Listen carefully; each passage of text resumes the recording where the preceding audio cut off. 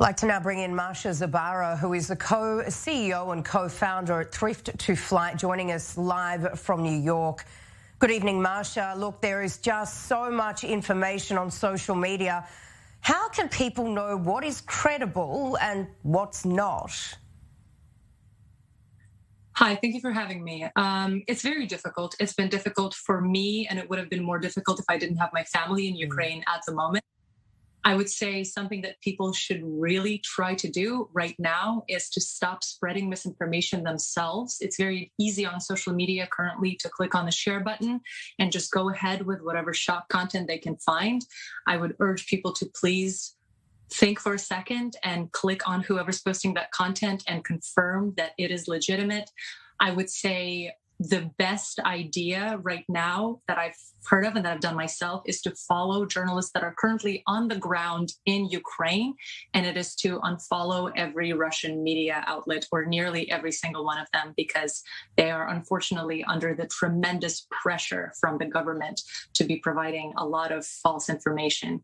In addition to that, my favorite personal outlet has been the Kyiv Independent that posts news very quickly and kind of like are on every single thing that's happening every single day, and they are in English. So I would suggest following them and keeping up with through that. Certainly a good source, that one. And tell me, Masha, you know, social media, it can really be a heavy influence on public perception, can't it? Very dangerous, actually, sometimes, as you mentioned.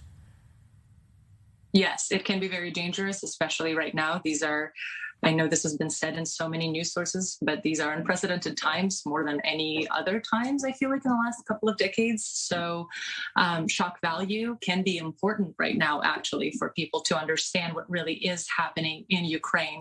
But what social media does right now, because it's so interactive, is that it creates this false enemy. It creates an enemy of the public in Russia. It creates an enemy of people who sometimes don't have control of what's happening, and even of people who are working tirelessly to get rid of dictators and to influence everything in a positive way. And it's important to not get sucked into that, because people are outraged, and when there's no outlet for rage, they let it out on other people on the internet, and that's not helping anybody at all. So I think everybody needs to just put their minds towards organizing and making sure that if somebody's willing to listen, they are the people that will bring about change along with you. So that's how I've been using social media so far, and it's been extremely successful as far as fundraising, as far as changing people's minds. And I think that's the direction that we should be moving towards. All right, Masha Zabara there. We really appreciate your time this evening. Thank you. Thank you so much, Sarah. Pleasure.